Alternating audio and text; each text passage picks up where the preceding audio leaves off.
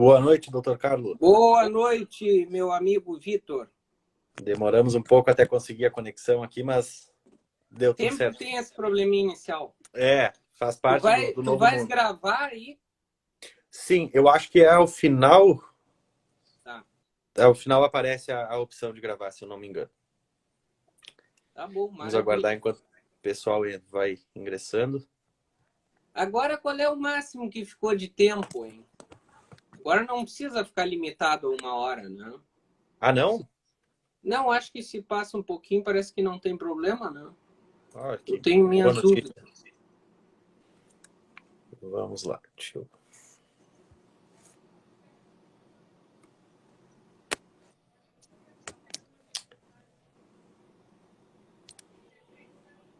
Muito calor por Porto Alegre, E... doutor Carlos? tá quente aqui hoje, é. Aqui também. Hoje Tá bem abafado, né? Bem abafado. E como é que tá a organização aí? Tudo pronto já?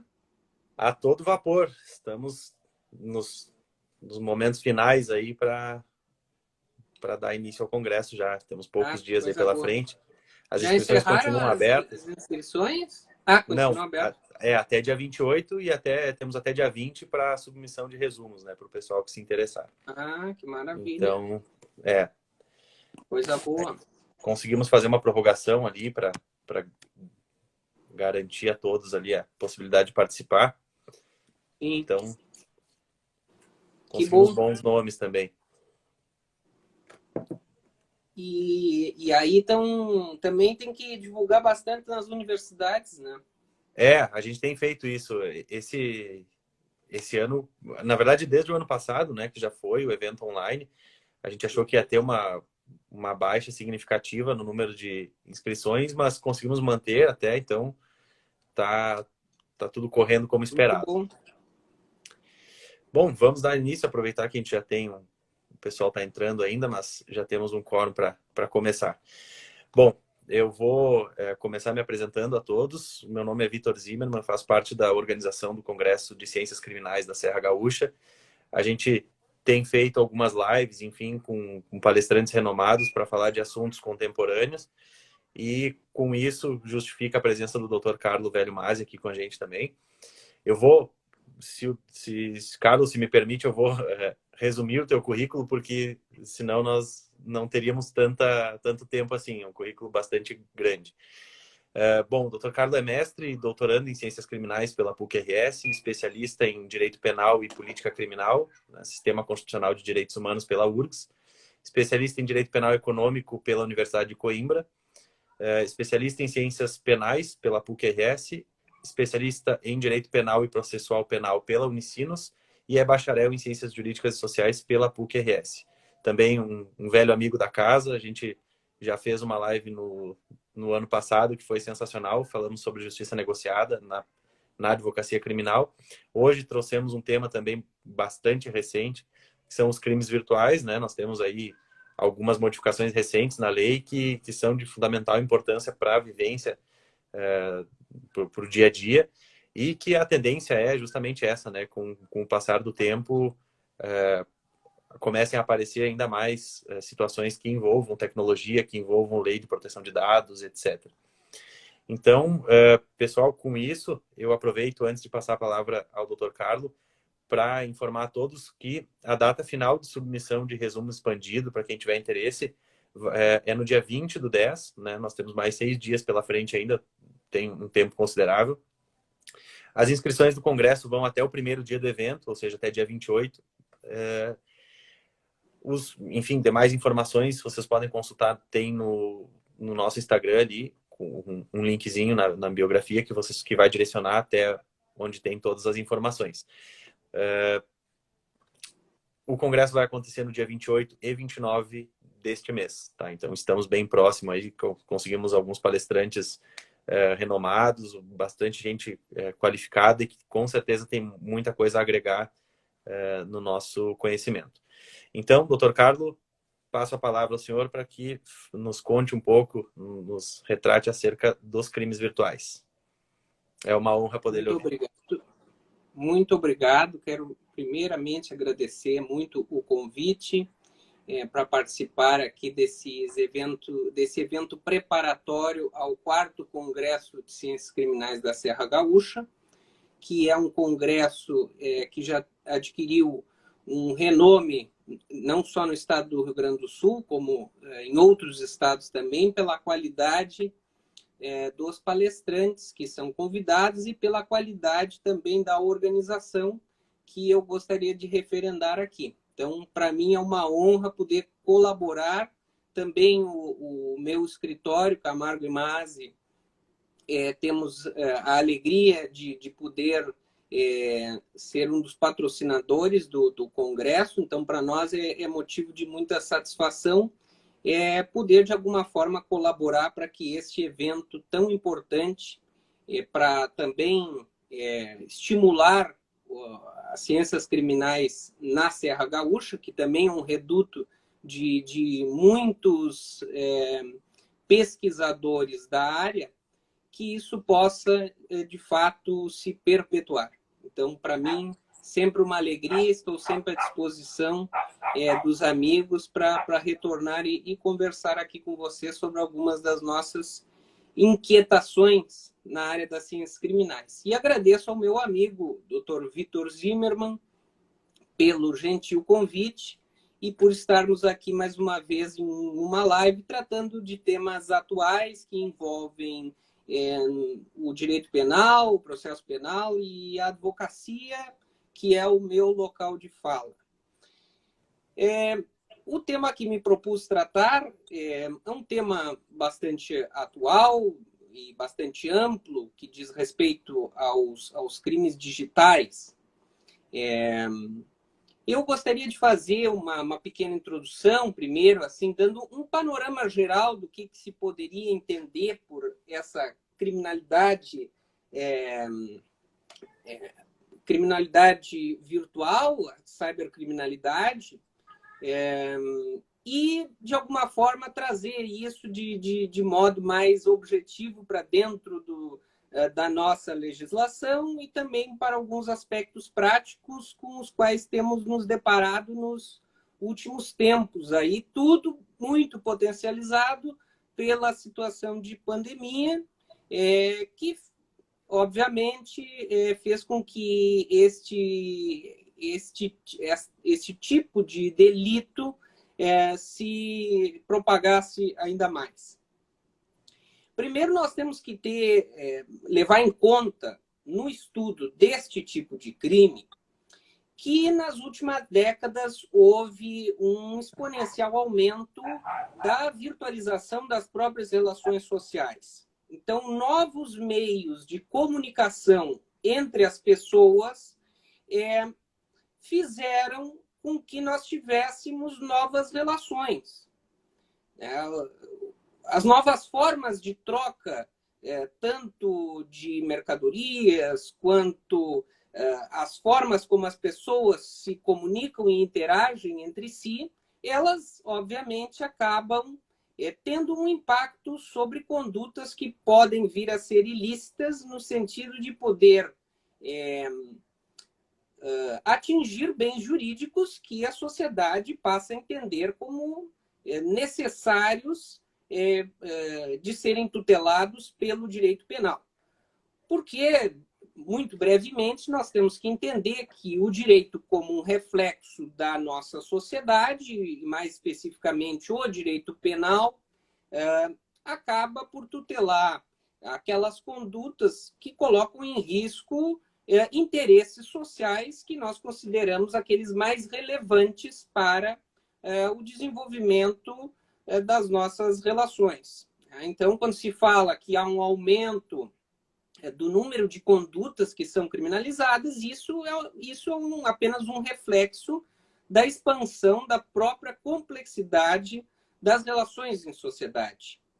Então, obviamente, sempre nós vamos ter novos delitos e outros delitos outrora tidos como necessários, dado que o direito penal só intervém dentro daquela última ratio de necessidade de intervenção do Estado sobre a conduta dos indivíduos, nós vamos ter, então, novos crimes que se tornam absolutamente necessários. E o nosso legislador vai ter que estar sempre atento a estas novas demandas da sociedade pelo estabelecimento de crimes que venham a regular as relações sociais.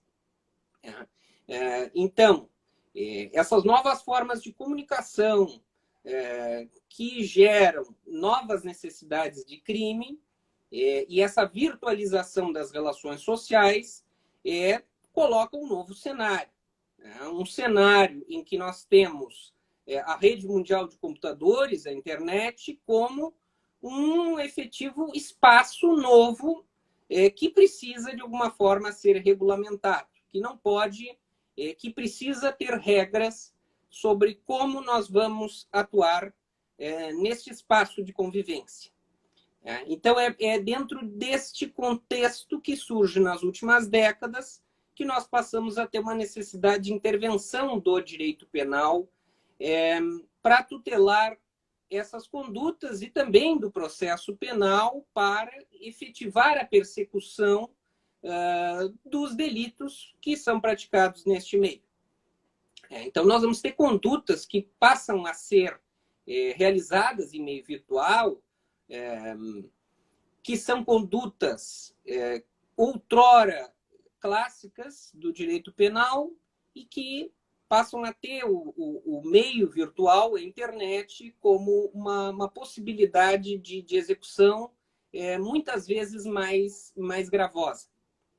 Isso traz inúmeros problemas para a teoria do delito e para também os agentes do law enforcement, da persecução penal, os agentes policiais e agentes estatais, que precisam combater esse tipo de conduta. E exige uma especialização cada vez maior, no sentido de se buscar conhecimentos que são fora do mundo do direito.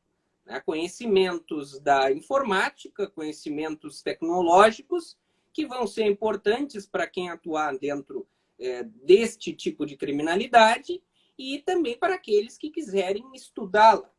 Então, nós vamos ter aí inúmeros conceitos que vamos ter que passar a pesquisar e aprender para que nós possamos ter um mínimo de entendimento de como essas condutas vão se perpetrar. E este é um problema de ordem global. Um problema de ordem global que vai ter, obviamente, influência aqui na nossa legislação brasileira, que começa lá no início do século XXI, digamos assim, que é quando nós temos historicamente um aumento muito grande das transações por meio da internet. Então, o conhecimento dessas novas tecnologias que permeiam este ambiente virtual passa a ser absolutamente necessário. Também nós vamos ter que nos dar conta de que determinados públicos acabam sendo mais vulneráveis dentro desta ótica de proteção que devemos dar às pessoas que utilizam os meios virtuais.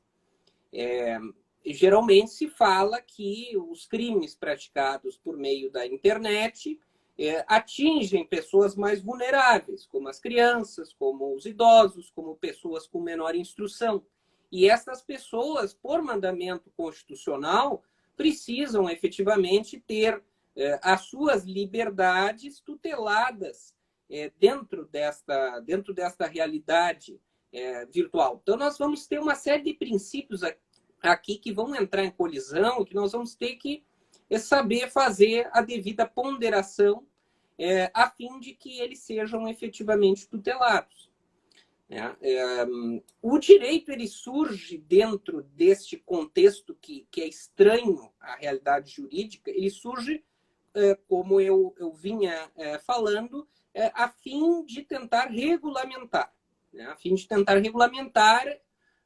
essa realidade social, que é a internet, que é a troca de informações muito mais ágil, muito mais rápida, e que acaba gerando a cibercriminalidade. que exige, então, passa a exigir também uma resposta muito veloz por parte do direito. E o direito precisa criar mecanismos e veio criando ao longo dos últimos anos para efetivamente ter uma resposta adequada a esse tipo de conduta lesiva que, ao fim e ao cabo, lesa não só pessoas individuais, como também instituições, como até mesmo os próprios estados.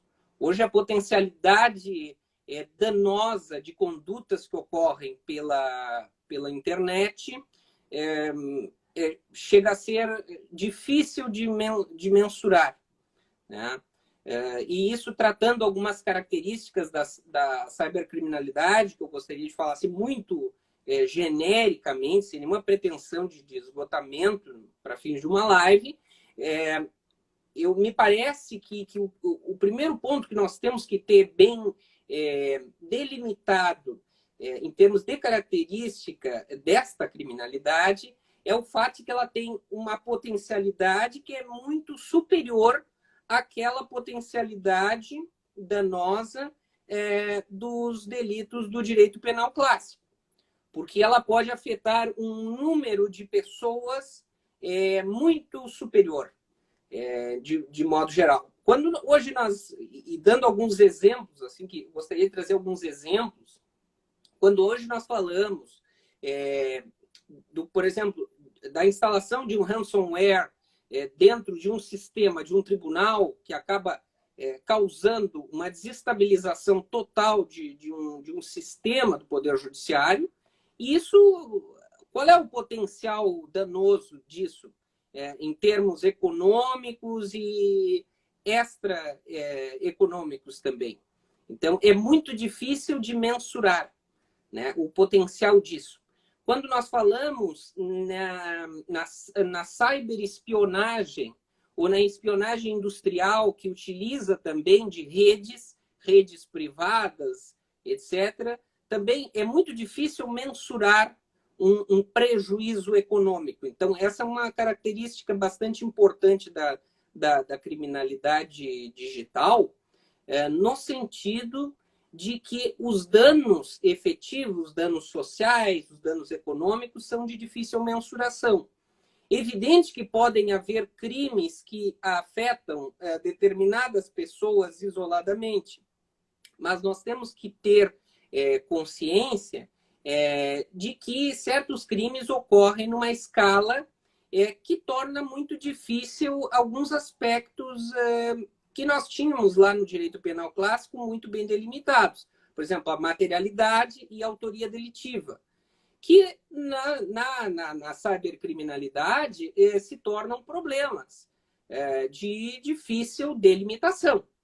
Há uma efemeridade das informações que vem na persecução penal, que pode facilmente se perder se não forem adequadamente preservadas. Então, aqui nós vamos falar de cadeia de custódia, que é um ponto importantíssimo dentro da persecução penal de crimes digitais, e nos problemas de autoria, porque outra grande característica da cybercriminalidade é o potencial de anonimato que a internet e as formas de identificação online colocam para o indivíduo.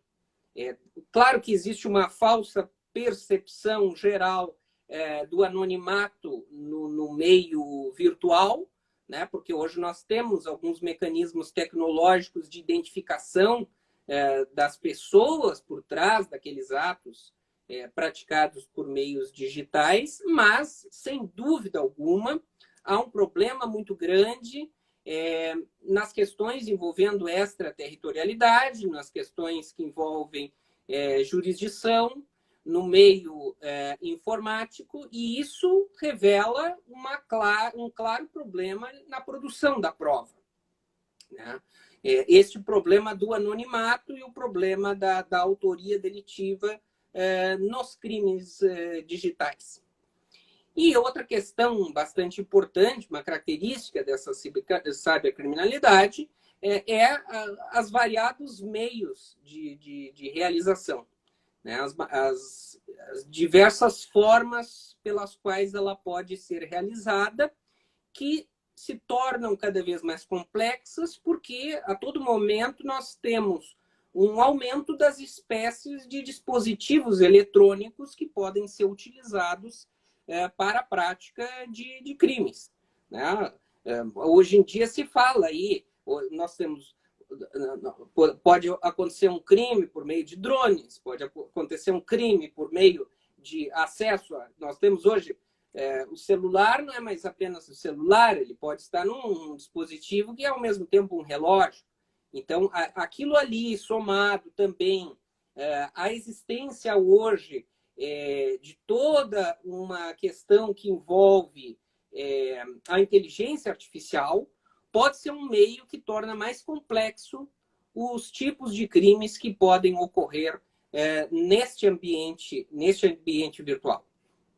Quando nós falamos de crimes cibernéticos, de um modo doutrinário, nós estamos falando daqueles delitos cometidos com a utilização da internet, seja por meio de redes públicas, seja por meio de redes privadas ou redes até domésticas. E aí a doutrina, de um modo geral, faz uma distinção entre os crimes cibernéticos próprios e os crimes cibernéticos impróprios. O crime cibernético próprio é aquele crime que necessita do espaço virtual para ser praticado. Então, ele está diretamente relacionado com a utilização de uma tecnologia de informação e comunicação. Então, é aquele crime que só pode acontecer por meio virtual. Temos aí como exemplos, né, essa situação da instalação do ransomware, a criação e disseminação de vírus, a invasão de dispositivos informáticos. Nós vamos tratar de alguns desses crimes dentro do ordenamento jurídico penal brasileiro, né? Então, são crimes que dependem do meio virtual para existir. E os crimes cibernéticos impróprios são aqueles crimes que se adequaram a esta nova circunstância. São crimes onde o computador, a estação de trabalho ou o dispositivo eletrônico passou a ser um instrumento para a prática daquele delito. Mas era um delito que poderia ser praticado por meios físicos, por exemplo. Então, quando nós falamos dos crimes contra a honra, por exemplo, são crimes que sempre existiram. Hoje em dia, eles tomam uma outra proporção quando passam a ser praticados por meios eletrônicos. E aí podem, doutrinariamente, ser classificados como crimes cibernéticos impróprios. Então, vamos lá. Nós temos os crimes contra a honra, mas nós temos o crime de furto, o crime de estelionato, estes crimes que envolvem o Estatuto da Criança e do Adolescente, aqueles crimes que envolvem produção, o armazenamento de material envolvendo pedofilia, e diversos outros crimes que poderiam ser praticados pelo meio virtual ou, classicamente, foram pensados para um meio físico, de interação física entre as pessoas, né? Então, o que se precisa entender quando se fala de crimes digitais hoje é que crimes clássicos também podem ser praticados por meios digitais. E isso coloca novos problemas que precisam ser estudados, e estão sendo estudados nas ciências criminais nos últimos anos. Problemas dogmáticos e problemas processuais. Então, o crime de estelionato hoje passou a ser um crime que talvez tenha tido a maior mudança no sentido de passar a ser praticamente um crime que tomou uma proporção muito maior quando na sua modalidade virtual, né? Crimes de ameaça, crimes de falsa identidade. Hoje, essas fraudes que ocorrem via aplicativo de mensagem, WhatsApp ou outros, onde um indivíduo se passa por terceiro para fins de realizar uma fraude, se tornaram crimes do nosso dia a dia. E os índices apontam no sentido de que são hoje a principal forma delitiva com que as delegacias e o Estado em geral, né, precisa se deparar, o que vai implicar a necessidade de um aparelhamento estatal para fim de fazer frente. Claro que nos últimos tempos, agora nós tivemos grandes operações que demonstram que há uma efetiva preocupação com este tipo de delito, mas isso ainda está muito em desenvolvimento, porque nós temos o tempo do direito não é o mesmo tempo dos fatos, né? Então nós sabemos que o direito penal, especialmente, chega muito atrasado nestas questões. Então, a título de spoiler, eu já revelo que a minha posição é de que o direito penal aqui deve continuar cumprindo uma função subsidiária, porque não vai ser o direito penal que vai conseguir efetivamente tutelar essas condutas. Vamos ter que recorrer a outros meios. E, obviamente, as autoridades de persecução vão ter que se especializar cada vez mais na obtenção de provas, no desvendamento deste tipo de delito. Então, em linhas gerais, a internet se constitui um novo espaço para o cometimento de crimes, e isso revela questões em sede de teoria geral do delito, em sede de provas cada vez mais intrusivas de persecução penal e problemas até a nível criminológico que nós vamos ter que nos deparar no âmbito das ciências criminais.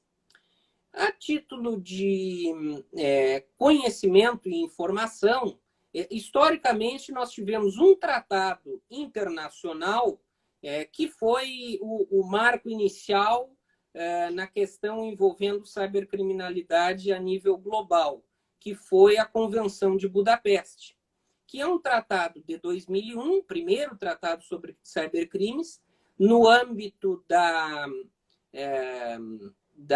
do Conselho da Europa, que foi o tratado que buscou promover uma cooperação entre países no combate aos crimes praticados pela internet e com o uso de computadores.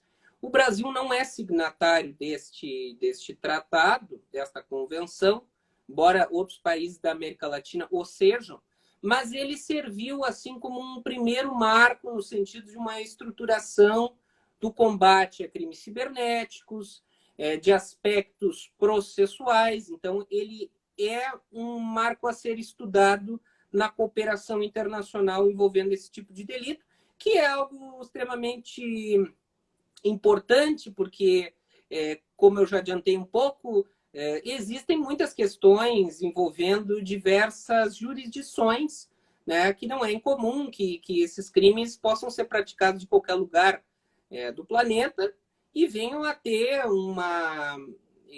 venham a representar, causar prejuízos, né, no território nacional. Então, nós temos que estar preparados também para lidar com estas situações que a cibercriminalidade coloca. E voltando um pouco àquela questão dos crimes clássicos, algumas condutas que, historicamente, o que se mais coloca hoje é o estelionato, né? Mas quando nós vamos ver, por exemplo, o advento das criptomoedas, que são moedas essencialmente digitais, vai se colocar a questão de crimes financeiros nessa discussão. E os crimes de lavagem de dinheiro, que revelam uma complexidade muito alta dentro desta nova realidade.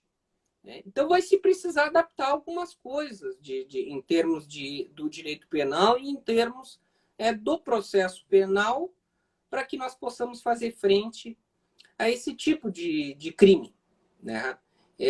Isso demanda lá que também os tribunais venham a ter um melhor entendimento sobre essas questões. Porque quando nós lidamos com tribunais extremamente conservadores, que estão acostumados com aqueles crimes clássicos, dos crimes contra a vida, dos crimes contra o patrimônio, dos crimes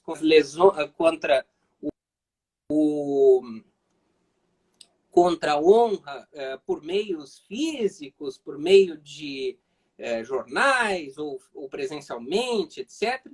Há uma outra realidade ocorrendo hoje. Uma outra realidade que implica nós conhecermos esse ambiente em que nós estamos lidando.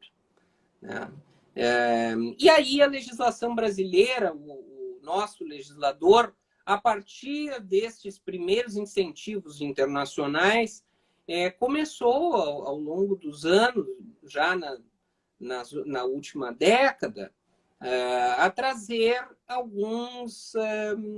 a tipificar algumas condutas que já eram conhecidas internacionalmente e que tinham, então, a necessidade, que havia essa necessidade de tutelar por meio do direito penal, com a imposição de uma pena e com todo o simbolismo que o direito penal revela, né, para fins de resolver de tentar resolver esses conflitos.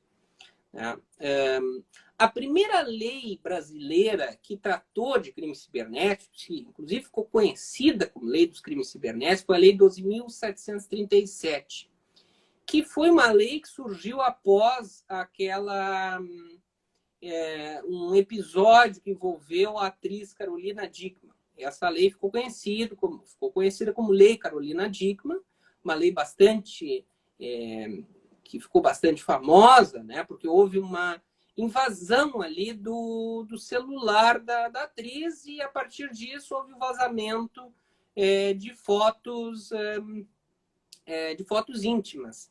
Né? E essa conduta não era tipificada no direito penal brasileiro até então, embora ela fosse conhecida, né, em termos internacionais. Isso foi em 2012.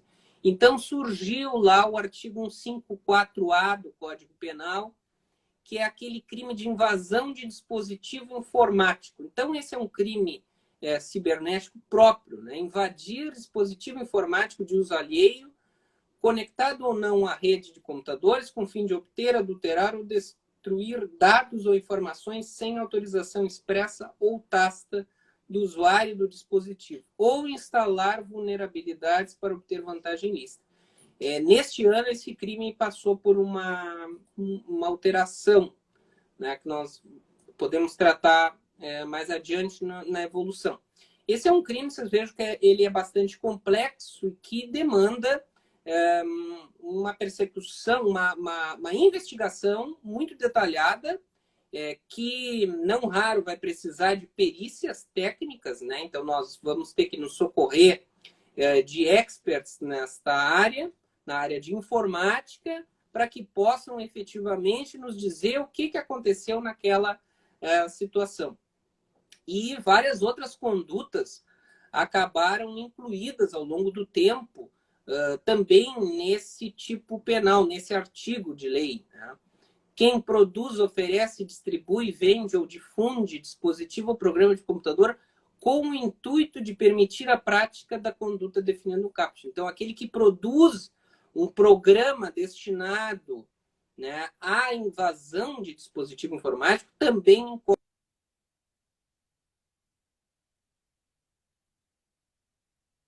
uma invasão, se essa invasão resulta em um prejuízo, nós temos um aumento de pena. Se da invasão resultar a obtenção de do conteúdo das comunicações eletrônicas privadas, de segredos comerciais ou industriais, informações sigilosas assim definidas em lei ou o controle remoto não autorizado do dispositivo, aí nós temos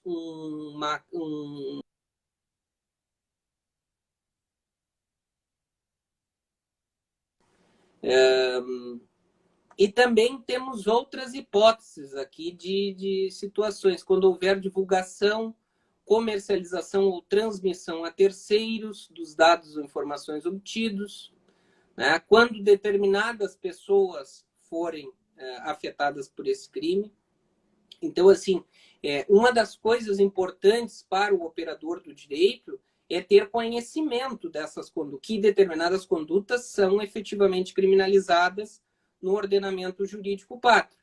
Então, é importante nós estudarmos este tipo penal e entender quais as condutas podem se amoldar a ele, para que nós possamos fazer uso deste crime, né, no sentido de orientar, né, as pessoas a fim de que possam ter uma reparação, né, de que possa o Estado punir criminalmente quem praticar essas condutas.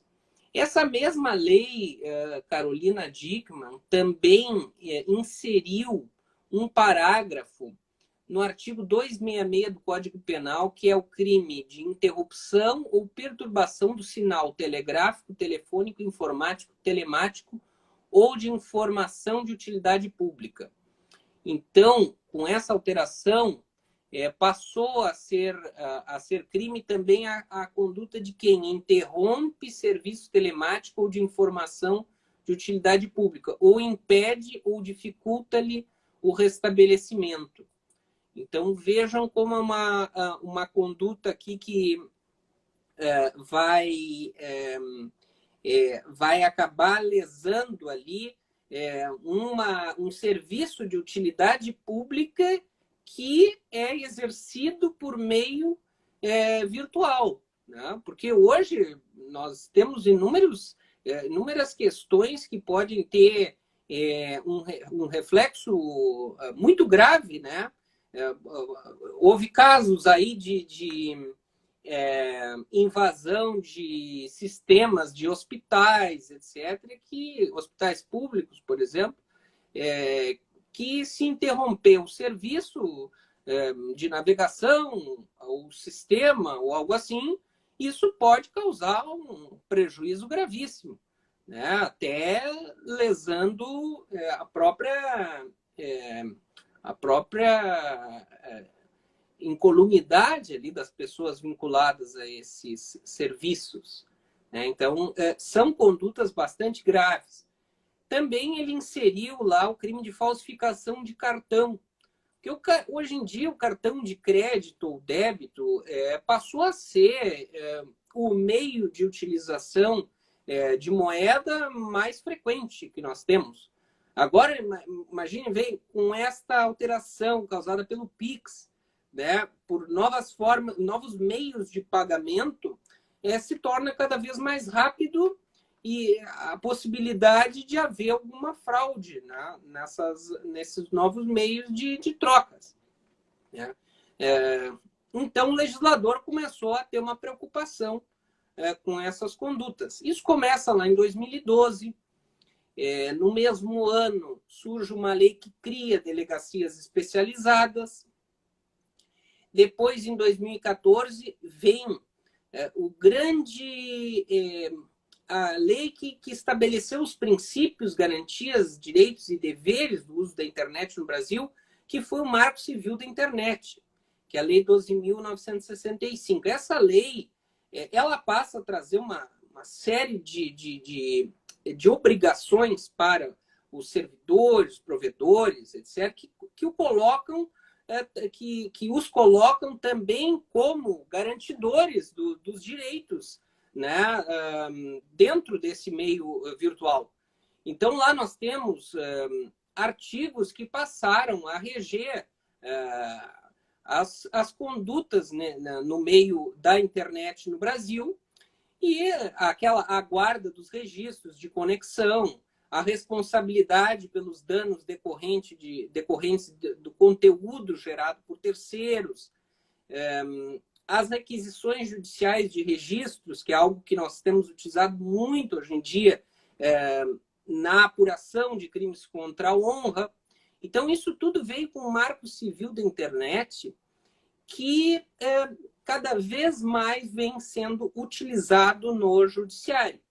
Então, o operador do direito, precisa saber manejar esta lei. Esta lei é fundamental para que nós possamos conseguir obter medidas judiciais a fim de tutelar esses bens jurídicos que estão sendo afetados pelos crimes digitais, né? E isso fez com que os servidores, as empresas, digamos assim, as companhias que são responsáveis pela disponibilização da internet e de serviços no meio virtual, passassem a ser responsáveis também por gerenciar essas redes. Hoje se fala muito em responsabilidade das empresas que gerenciam redes sociais, né? E, de fato, isso vai ser muito estudado nos próximos anos, como as redes sociais, né, e as companhias que as gerenciam possuem uma responsabilidade sobre a própria ação das pessoas que utilizam essas redes. Então, o Marco Civil da Internet foi uma tentativa do nosso legislador estabelecer regras mínimas para que nós possamos ter algumas garantias neste meio virtual. Obviamente, não vou ter tempo de falar, mas tem muitas questões importantes ali, no sentido de que os ofendidos, aquela pessoa que foi ofendida no meio virtual, possa adotar medidas por conta própria e não dependa da autoridade policial, né? Porque um dos problemas que ocasionou o aumento exponencial da cibercriminalidade é o fato de que as condutas se tornaram praticamente, em termos estruturais, de difícil mensuração, de difícil persecução, no sentido de que se tornaram tão amplas, né, e tão recorrentes que não há estrutura possível de se lidar com todos os crimes virtuais que ocorrem a cada minuto no Brasil. Então, isso colocou algumas responsabilidades extrapenais destas companhias que vieram realmente a muito favorecer que as pessoas não fiquem impossibilitadas de rever os seus prejuízos, por exemplo, e não dependam somente da autoridade policial para fins de conseguir uma reparação. Tivemos também, em termos processuais penais, a criação de figuras que passaram a ter uma participação muito importante na investigação de crimes, como, por exemplo, a infiltração de agentes, a infiltração virtual de agentes policiais, né? Esta, que foi uma alteração de 2017, infiltração de agentes de polícia na internet com fins de investigar aqueles crimes do Estatuto da Criança e do Adolescente vinculados a ações envolvendo pedofilia. Então, aqueles crimes que estão lá desde o artigo 240 até o 241-D e também outros previstos no Código Penal, passaram a admitir a infiltração de agentes pela internet.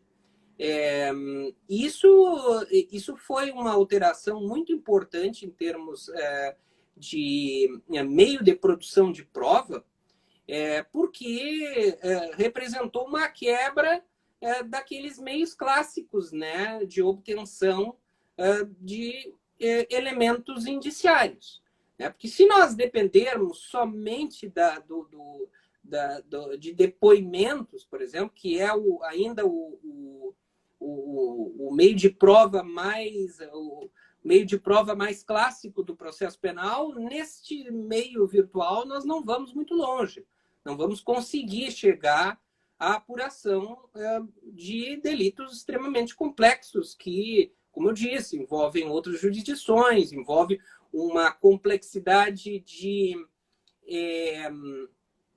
ocultação muito grande, ocultação dos IPs, ocultação dos registros, então, da internet e outros meios que foram criados para tornar cada vez mais difícil a apuração de autoria.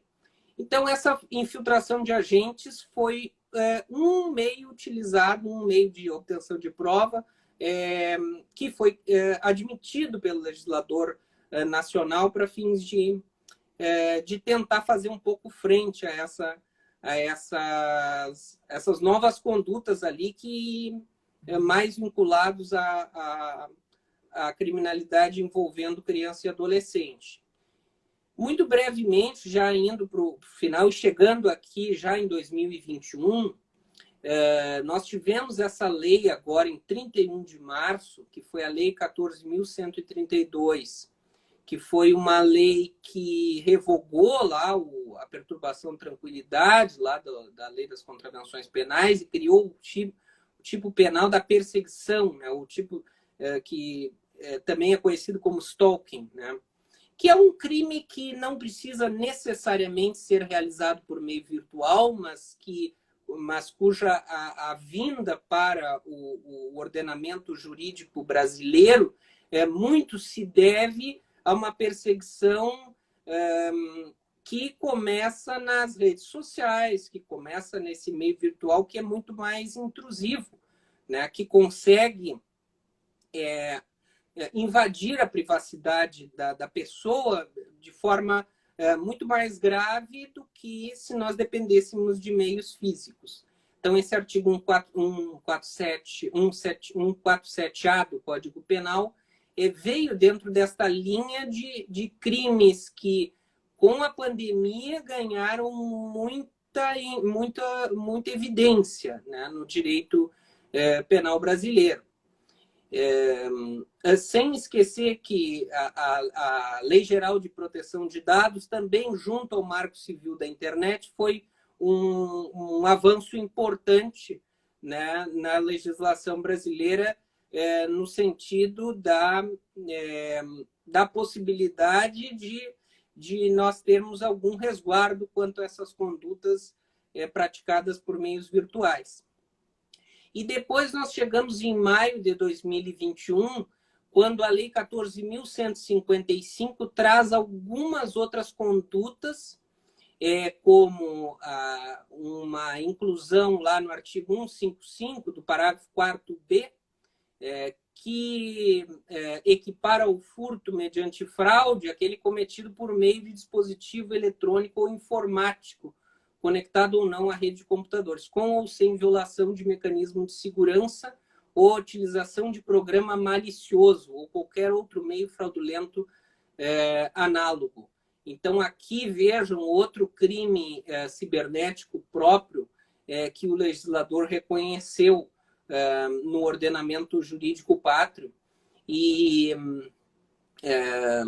também ali, como eu falei lá no início, da vulnerabilidade de determinados públicos, né? Colocou uma causa de aumento de 1/3 ao dobro se o crime é praticado contra idoso ou vulnerável.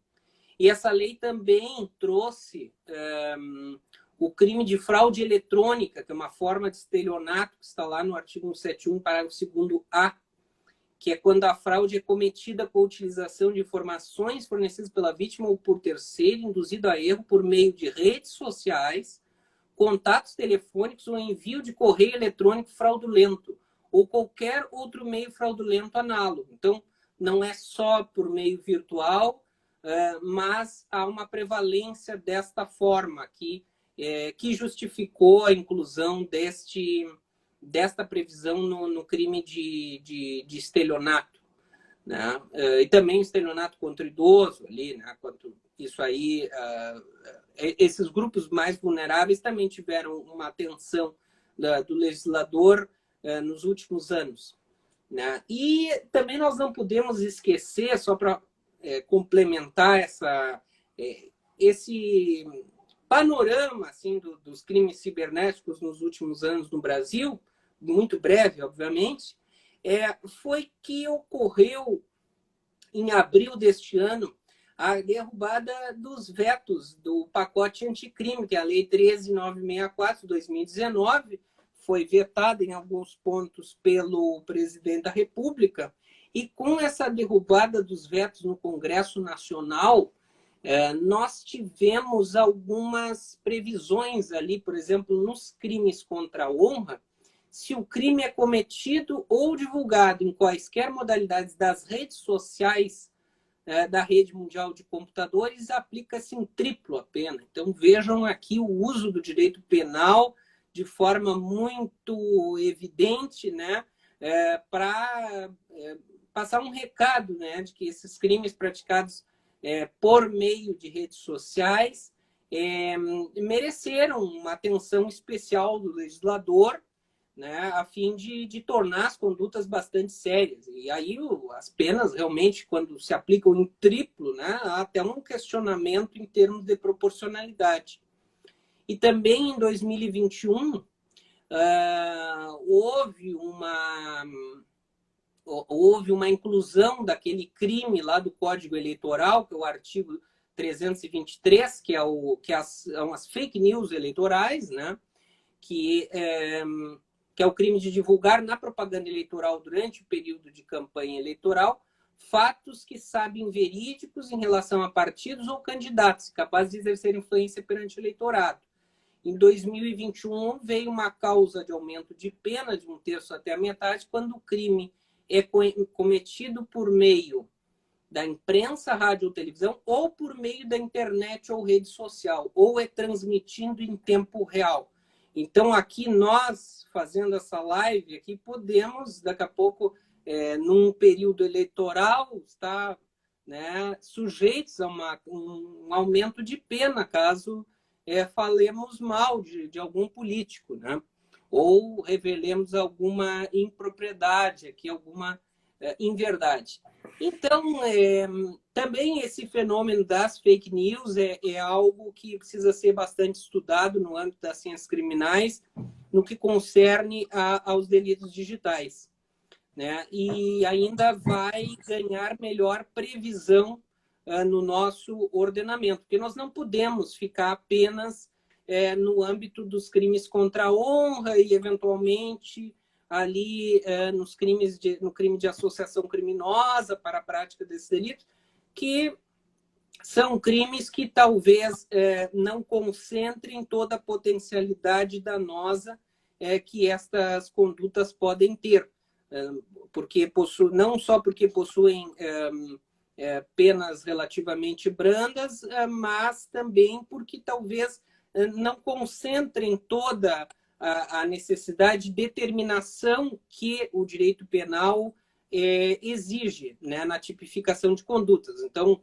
em linhas gerais, o que eu posso falar sobre delitos digitais é que eles precisam, obviamente, respeitar o princípio da legalidade. O princípio da tipicidade no direito penal exige que se tenha uma rigidez na tipificação, uma tipicidade estrita de que aquela conduta se amolda a um tipo penal previamente estabelecido em lei, né? Sem o que essa conduta não pode ser considerada um crime na legislação brasileira, né? Então, precisamos ter este cuidado, porque nós ainda estamos tratando de direito penal aqui.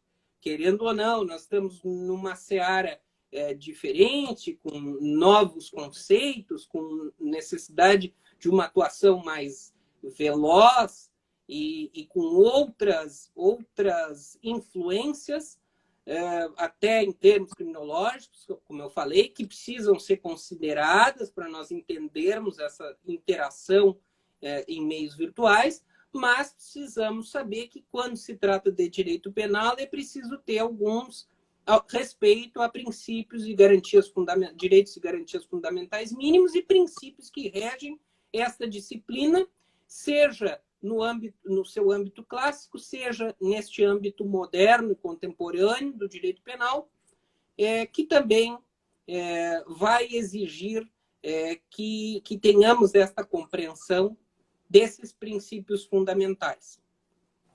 Eu acho que, dentro do que eu me propunha fazer, assim, muito amplamente, falar sobre esses crimes e falar sobre que tipo de delitos nós podemos encontrar na legislação brasileira, a mensagem que eu posso deixar é que é um ramo de é um ramo extremamente vasto para pesquisas no âmbito das ciências criminais, que revelam aí inúmeros problemas com que nós vamos nos deparar nos próximos anos, seja a nível jurisprudencial, seja a nível dogmático. Então, espero ter minimamente contribuído aí para aguçar o interesse de todos pelo estudo dos crimes digitais. Muito obrigado. Carlos, muito obrigado. Eu vou te repassar uma pergunta que foi feita aqui pelo perito Kleber Miller. Ele questiona qual a visão sobre a quebra da cadeia de custódia da prova pela polícia nas mídias digitais, né? A quebra da cadeia de custódia digital, da prova digital. Puder falar para a gente aqui brevemente acerca, fica à vontade. Sim, eu tenho me deparado muito com esse tema na prática e também na doutrina. Ele vem ganhando espaço a partir do trabalho do professor Geraldo Prado, que chega na segunda edição. O perito Kleber Miller conhece muito bem esse doutrinador, também o professor Alexandre, o professor Alexandre de Moraes, eu estava com o ministro na cabeça, mas Alexandre Moraes da Rosa? Alexandre Moraes da Rosa. Alexandre Moraes da Rosa. Também escreveu sobre esse tema da cadeia de custódia, e eu penso que o legislador evoluiu bastante no pacote anticrime com algumas previsões do que vem a se constituir, cadeia de custódia, e de como ela deve ser observada. Entretanto, nós ainda temos aquele problema que enfrenta uma grande resistência no judiciário sobre qual a penalidade. O Alexandre de Moraes, claro, nosso amigo. Só que eu estava com um habeas corpus para o Alexandre de Moraes hoje. Então, eu fiquei com ele na cabeça. Alexandre Moraes da Rosa, claro. E não há uma previsão legal específica, que me parece uma omissão do legislador, no sentido de determinar qual a consequência, né? Qual a sanção para a quebra da cadeia de custódia, que, sem dúvida, me parece que deve afetar a validade daqueles indícios coletados. Então, é de suma relevância que os operadores do direito se valham aí dos conhecimentos técnicos de peritos, enfim, que são os experts na área, para que possam nos dar os caminhos, né, de como essa prova efetivamente deve ser preservada, a fim de garantir a legitimidade, né, e que efetivamente aquela prova consista na realidade do que foi coletado, para que nós tenhamos uma persecução penal mais justa. Eu acho que esse vai ser o maior desafio, né, Carlos, a partir de agora, essa maturação do direito criminal digital, porque como tu bem colocou antes, nós temos nos tribunais, enfim, magistrados, desembargadores extremamente conservadores, que com a gente tem uma certa dificuldade em aplicar o estudo doutrinário, acadêmico, enfim, na prática. Até na adequação do próprio CP, do CPP, que a gente está falando da década de 40, né? Então, a gente conseguir linkar a novidade, né? Os novos tempos, aquilo que foi posto há muitos anos atrás, acaba apresentando uma dificuldade, mas com a maturação correta, dar o tempo ao tempo, como a gente diz, né? Eu acho que tudo vai começar a se encaixar e a gente vai conseguir trazer essa nova realidade tanto para a academia, que já vem evoluindo a cada dia, mas também para a vida prática, né? Eu tenho um questionamento para te fazer também, Carlos, que no decorrer da tua fala me veio. Nós temos alguma regra hoje que determine a questão da competência para esses crimes? Por exemplo, um delito que vem acontecer, inclusive, de forma internacional, entre Brasil e Estados Unidos, algo nesse sentido? Nós temos apenas as regras clássicas ali previstas no Código de Processo Penal, né, que tem que ser feita a subsunção aquelas regras que nós já possuímos, né? Porque o Brasil tem este problema de... Existem alguns tratados, né? Alguns tratados multilaterais, que o Brasil é signatário, que nos permitem alguma ingerência sobre provas e persecução, né? O STF tem diversos precedentes no sentido de que a conduta precisa ser tipificada como crime nos dois ordenamentos para que haja uma efetiva colaboração, mas este tema da competência, da jurisdição e competência em crimes cibernéticos é bastante incipiente ainda, e mesmo naqueles crimes contra a honra, assim, que são muito comuns neste meio, só muito recentemente que se firmou uma jurisprudência no sentido de que é preciso verificar, no caso, o tipo de crime, a forma da consumação. No caso do crime contra a honra, só como exemplo aqui, se consuma no momento em que foi publicado, né? Em que houve a publicação. E quando não se tem, e isso é bastante comum nos meios atuais, que não se sabe o local da prática do delito, não se sabe o local onde houve a publicação, o local onde começou, onde houve a efetiva consumação do crime. Existe a regra subsidiária do Código de Processo Penal, que leva o caso a ser julgado pelo domicílio do acusado, domicílio do réu. Então, são as regras clássicas de competência que nós temos. E, claro, envolvendo jurisdição, muitos casos foram decididos pelo Supremo Tribunal Federal e pelo STJ, no que consistia naqueles casos tanto de estelionato, né? Agora há uma regra de competência nova para o estelionato ali, que foi prevista em lei, naqueles casos de crimes do Estatuto da Criança e do Adolescente, se consolidou uma jurisprudência no sentido de que o potencial uso da internet para a prática deles, quando estivesse disponível para um número determinado de pessoas, o crime passaria a ser de competência federal, né? No caso dos materiais que envolvessem pedofilia. Então, assim, é muito amplo assim quando se fala em jurisdição e competência em termos de crimes digitais. Cada delito vai ter as suas particularidades. O que tem que ser visto? A consumação do crime, né? Porque geralmente vai ser por ali que vai ser buscada a competência para o processamento e julgamento. Também há problemas de investigação, né? De como é que muitas vezes vai se recorrer à prevenção. Né? Então, as formas continuam sendo as clássicas. Eu entendo que isso nós precisamos evoluir melhor, talvez numa mudança mais global, em termos de Código de Processo Penal, se possa trazer melhores previsões para o intérprete em termos de competência envolvendo crimes virtuais, que nós muitas vezes não sabemos onde efetivamente ocorreram, né? Onde foram consumados. Então, tem diversos problemas a serem resolvidos, assim, não tem uma regra fixa.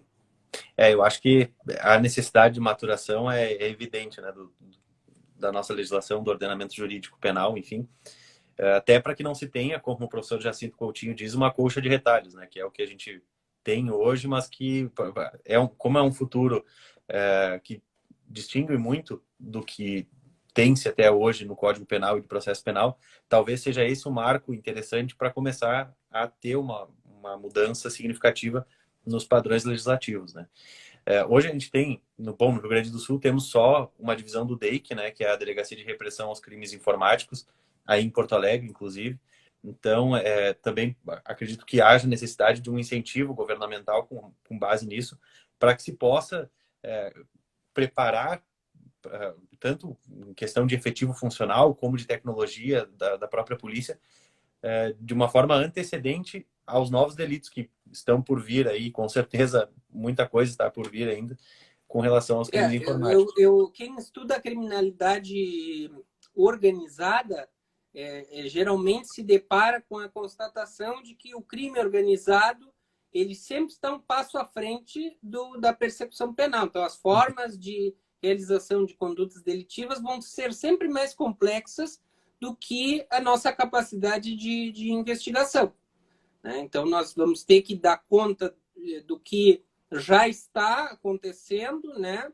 E também ter uma preocupação em termos de inteligência investigativa para fins de descobrir as novas formas que estão sendo desenvolvidas para a prática de delitos.